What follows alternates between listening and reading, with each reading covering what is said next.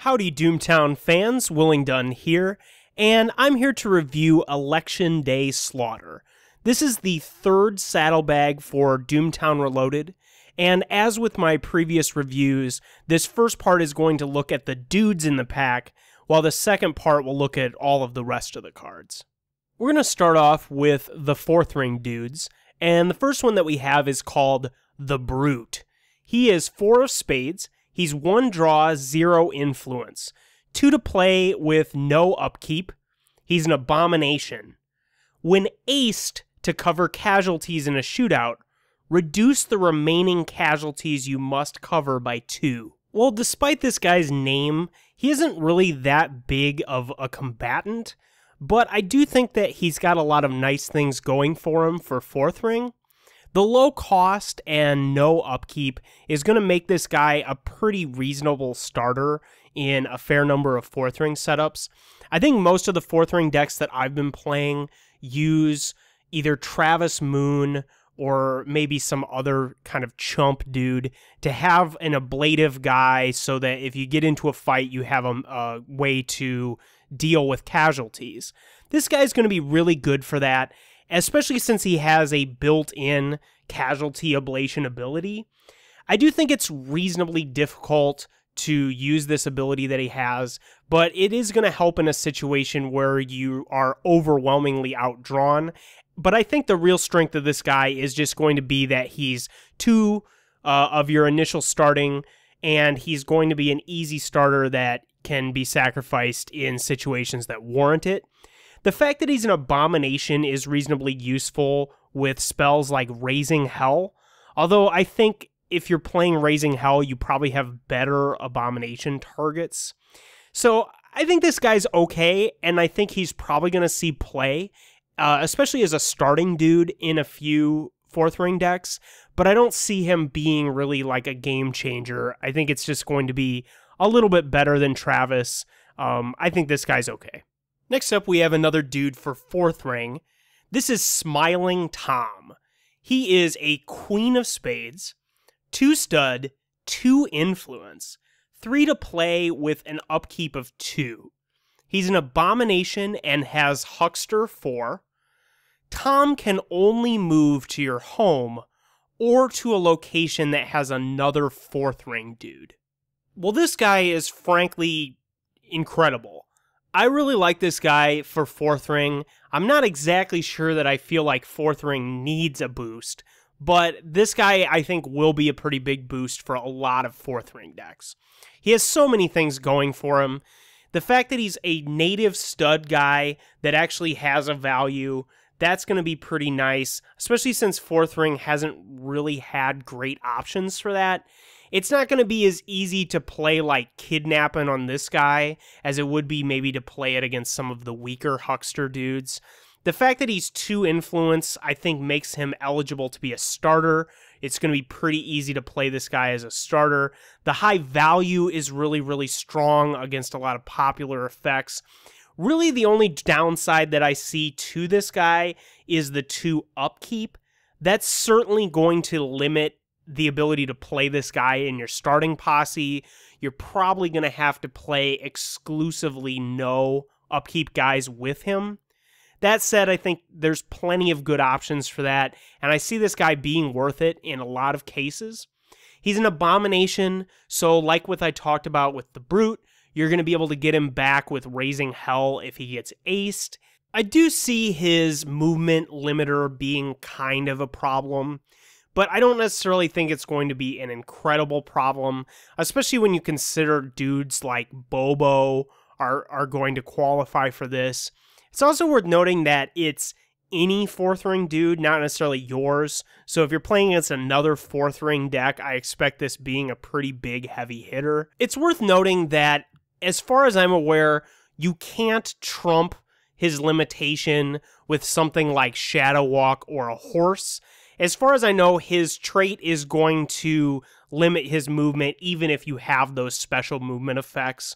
So I could maybe see that as a limitation, but in general, I think this guy is really, really good, and I think you really need to think about this guy if you're going to be building a 4th ring deck. Next up, we have a Law Dogs dude, and this one is likely familiar to you. It is Philip Swinford. This time he's a 3 of spades. He's 1 draw, 2 influence, 4 to play with 1 upkeep. He's experienced 1, as well as a deputy. Each time an opposing player reveals an illegal draw hand, and you do not, you may draw a card to discard a card. Well, our little boy is all grown up. There's a lot of stuff going on with this guy, and I want to kind of go through it in pieces. First of all, this is the first experienced dude we've had in the game. Experienced dudes were a common thing in the original game, and essentially the way that experienced works is that if you already have a dude with the same name in play, like, for example, the original Philip, you can play the new Philip for free, replacing the Philip that you have in play. And all of the stuff that Philip has, like if he has equipment or whatnot, counters on him, anything like that, those things remain on him. Now, this only works if the experienced level of the guy is within 1 of what you're trying to upgrade. In other words, the original Philip is not experienced, so you'd be able to replace him with an experienced 1 guy. But in the future, if we have another Philip who is experienced 2, you would have to upgrade this new Philip for that experienced 2 Philip. You couldn't go straight from the lowest level Philip to the highest level Philip. Another brief rules thing, remember that when you're deck building, you can only have 4 cards of the same name in your deck. So this guy is going to hypothetically conflict with the other Philip if for some reason you wanted to include 4 copies of one of them. I don't really see that being much of a limitation, but it's worth putting out there.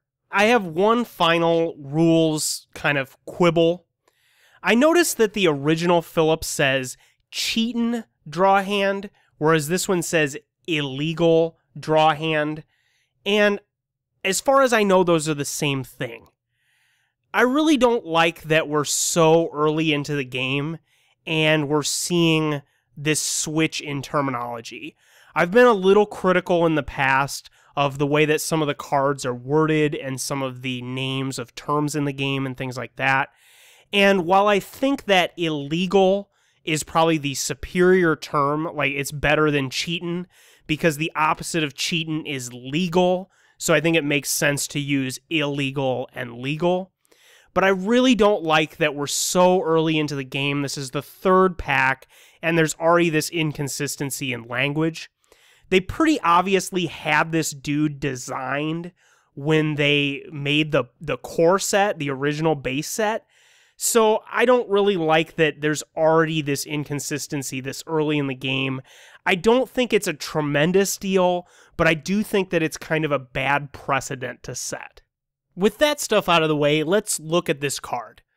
Well, I think this guy is maybe going to be worth it in quite a few Law Dogs decks, just because the original Philip is such a popular starter. The original Philip is really, really good, and I think there are some reasons why you would want to include this guy. There aren't a lot of things competing at 3, so I think that it's going to be pretty easy to include him in your dudes lineup. And I think maybe if 3 was like part of your draw structure or something, that could really be worth it. But all in all, I'm not completely sold on this. We're going to be getting an influence as well as a slight improvement to his trait. The original trait makes it so that you have to discard the card first and then draw. This has it in the reversed order, so you draw and then discard. That's better, but I don't know if it's worth the deck slot better. I think starting this guy is pretty out of the question. You're not going to pay an upkeep for this, especially when you could start a huge number of other really good guys with an upkeep. So I think this has some limited playability, but I'm not wildly excited about it. I am excited that Experienced is being introduced in the game so early in the game's history. It's the 3rd pack and we have Experienced dudes. I really like that. This one I'm just not completely wild about. The next dude is also for Law Dogs. He is Drew Bowman. He's 7 of spades, 1 draw, 1 influence, 6 to play with no upkeep. Mad Scientist 1. Each time a player reveals an illegal draw hand and you do not, Drew may immediately attempt to invent a gadget without booting. Well, if this guy was in Morgan Cattle Company, I think he would be pretty strong in the gadget-oriented Morgan Cattle Company deck. In Law Dogs, I'm not as sold. His ability, or his trait rather, seems to be the big thing about him. The fact that you can invent these gadgets for free, so to speak. You don't have to boot to do it. You're still going to have to pay for the gadget and make the pull and whatnot, but this could potentially let you invent more than one gadget in a turn, which is a pretty big deal, I would say. Now, I'm not sure that's really something you want to do in Law Dogs. A lot of the Law Dogs decks I've been playing have pretty low pull values. They tend to play a lot of cards that are pretty low value, and I'm not sure it's going to be easy to convert one of those to a deck that includes a few gadgets. Also, the fact that this dude is 6 is going to eat up a lot of your starting gold. It's going to mean that you're not playing somebody like Tommy, or I'm not even sure what guy that you would consider cutting out of your posse for this. So I think for the time being, this guy's probably going to stay in the box unless we're experimenting with a Mad Scientist-oriented Law Dogs deck. I like the idea that that's something that is possible thanks to this guy and a few other guys, but I don't necessarily see that being a really appealing way to do the Law Dogs when there's a few better ways, in my opinion, to do the Law Dogs. Next up is a Morgan Cattle Company dude. This is Dr. Arden Gilman. He is a 6 of spades, 0 draw, 1 influence, 5 to play with 1 upkeep. He's Mad Scientist 1. He has a shootout ability, boot. Arden makes a Mad Scientist skill check against an opposing dude's grit. If successful, send that dude home booted. If successful by 6 or more, ace the dude. If the pull is a spade or a joker, Arden suffers the same fate. Well, this guy kind of has Soul Blast built into him. You're going to be checking against dude's grits with this ability, and it's going to be versus his Mad Scientist skill. I don't know how good that's going to be. I think maybe if you're using it to just boot dudes, it's going to be fairly realistic. But I don't really see how you're going to be able to pull super high in a gadget-oriented deck. I mean, I'm thinking about like Flamethrower and Telepathy Helmet are 2 of my favorite gadgets, and both of those are going to be low enough pulls that you're not going to be able to get the 6 or more on anybody. So I don't necessarily see this guy, his ability being that great, and I think we already have some Mad Scientist guys that are pretty good in Morgan Cattle Company. And I think really the nail in the coffin, in my opinion, is that last sentence. If the pull is a spade or a joker, he suffers the same fate. That seems like a pretty massive limitation to me. You're going to have to play spades in your deck pretty much no matter what. Not necessarily a lot of spades, but especially in Morgan Cattle Company, where the strength of your dudes is that they're high influence and you can play them. And, you know, you're probably going to want to include some of those really high influence, powerful dudes in your deck. I don't know about this guy. I like his ability. I think he's interesting, but I'm just not 100% sold that this is going to be something you're going to be able to pull off consistently, or is going to be worth kind of the deck building penalty of building around. Next, we have another dude for Morgan Cattle Company. This is Arvid Mard. He is a 9 of spades, 3 stud, 2 influence, 6 to play for 2 upkeep. He has a react ability. After Arvid enters play, make a trade-in noon play. I really like this guy. I think that he has a lot of appeal versus some of the other stud dude options that we have in Morgan Cattle Company. Really, we're looking at Lane or maybe Jarrett. This guy is a bigger dude, first of all, in terms of his stud. He's also still got 2 influence and the fairly reasonable cost of 6. I like this guy all around. I think he's going to be a pretty big monster, and I especially like that he has this react ability that I think interacts really well with the gadget-oriented strategies. You're going to be able to invent something like a flamethrower, whatever gadget you're inventing, and then you're going to be able to trade that to him when he enters play. I really like that, and I think this guy is just a nice, aggressive option for Morgan Cattle Company, something that I like to see because I think it's sort of a stylistic change for them, right? Like a lot of the Morgan decks are fairly control-oriented, fairly slow, and don't necessarily want to get into a lot of shootouts. I think this guy is going to make it a little bit more reasonable to be aggressive with Morgan Cattle Company. So I'm all around a big fan of this guy. I think this is a really good design, and I really like this card. Next up, we have the Sloan Gang dudes, and we're going to start off with Allie Hensman. She, this time, is a 5 of spades. She's 2 draw, 1 influence, 5 to play with an upkeep of 2. She's experienced 1. Noon job boot. Allie leads a job that marks an opposing dude. If successful, the mark's controller must give you Ghost Rock equal to the mark's influence. If the player cannot or does not, discard the mark. Well, holy cow, this is a lot better than the Philip upgrade. I really like this experienced Allie. There's kind of a trade-off here where you're going to give up her original Noon Boot ability, which is pretty obviously strong, but you're going to get this new one that I think is pretty useful, especially against Morgan Cattle Company. Morgan Cattle Company has a lot of dudes that have really high influence, and since Allie's probably going to be camping in the town square, it's going to be pretty easy to hunt down and hit these guys with this noon job. You're going to be able to reinforce with your, posse of awesome Sloan dudes. And it seems pretty reasonable to be able to pull off this job and use it to deny Ghost Rock of the Morgan Cattle Company deck.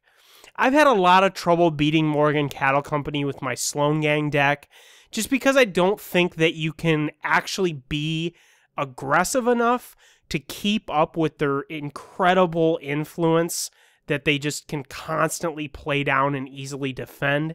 This is going to give you a way to rob them blind and make it a lot harder for them to consistently play down those big influence dudes. I really like this as an experienced option. Another thing I want to point out is that instead of her being an ace, now that she's going to be a 5, I don't know if that matters as much against the Morgan deck, because I don't think they usually play like shotgun or anything like that, but I think it might matter in some other matchups and maybe justify playing this down in some of the other matchups.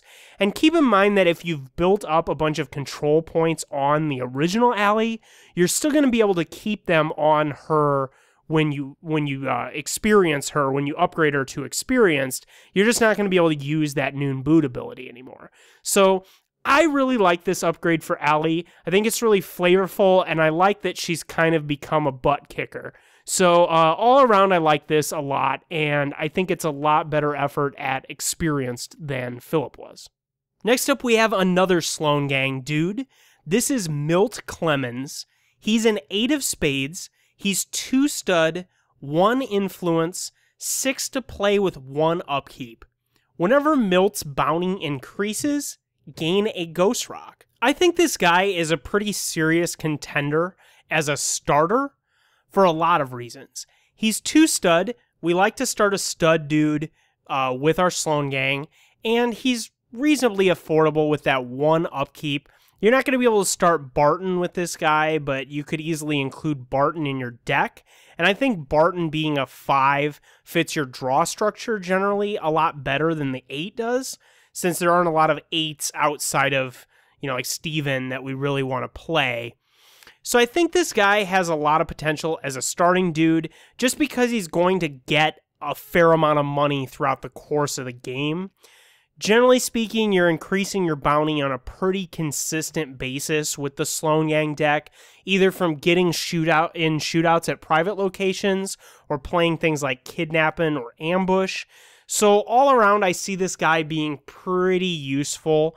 I also wanted to point out an interaction with B&B attorneys.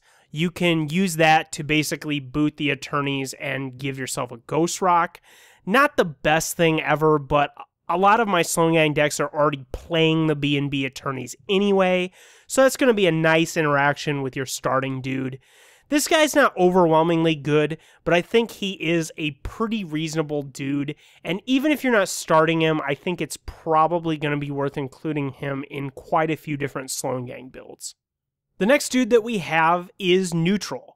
He is Jake Smiley. He's an ace of spades with 1 draw, 0 influence, 2 to play with no upkeep. Jake has +2 influence during the sundown phase. I think there's quite a few decks that are going to want to include this guy. He's going to be a really cheap way to get 2 influence and prevent yourself from losing the game. And I think that in general, his cost and no upkeep is going to make him pretty easy to start in a lot of decks.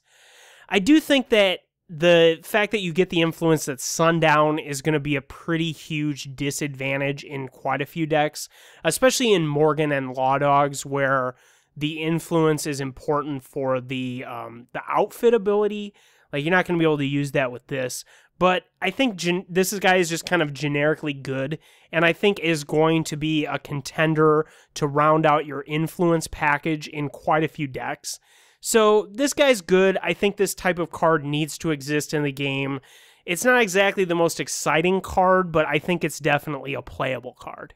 Next up we have Quaterman. He's also a neutral dude. He's a 3 of spades, 1 stud, 0 influence, 1 to play with 1 upkeep. He's non-unique, a gadget, difficulty 5. Quaterman must be invented by a mad scientist, just like any other gadget, and he enters play at the mad scientist's location. Quaterman's bullets cannot be modified except by attached goods. Cards cannot move or boot Quaterman. As is kind of a theme for this pack, I think this guy is going to really push the mad scientist-oriented Morgan decks a little more to the forefront. Really, the operative thing with this guy is that last part about how his bullets cannot be modified and he cannot move or boot by cards. That's going to really save him from a lot of the absolute scariest stuff. He's not going to just get pistol whipped out of combat. And if you remember in the past when I was talking about Telepathy Helmet, I said that I thought one of the biggest weaknesses of the gadget decks was that you would put Flamethrower or just some big thing on your dude, and then he would just get punked with Pistol Whip or something. And this guy inherently cannot have that done to him. So that seems really powerful to me. You're going to be able to put good things on him like the Flamethrower, and he's going to be able to go out there and do a lot of damage. His low value kind of sucks on pulls, but I don't really see that being like a hugely prohibitive thing. In general, I think this is a big shot in the arm to the gadget-oriented Morgan decks, and I hope to see some kind of interesting things with this guy in the future. The final dude in the pack is Angela Payne. She's also neutral. She's a 10 of spades. She's 1 stud, 1 influence, 7 to play with 0 upkeep. Noon boot, if Angela is at a deed that you do not own, gain 2 Ghost Rock. I really like this girl, but I don't really know how to use her. I think there's been a lot of cards that I've been tempted to try to play, especially in Sloan Gang. Cards like Extortion, where we're using the fact that we're controlling our opponent's deeds to gain some money or steal money or things like that. That's definitely going to be something that you can do, continue to do with this girl. But man, that 7 cost. I'm not exactly sure that I'm going to want to play this.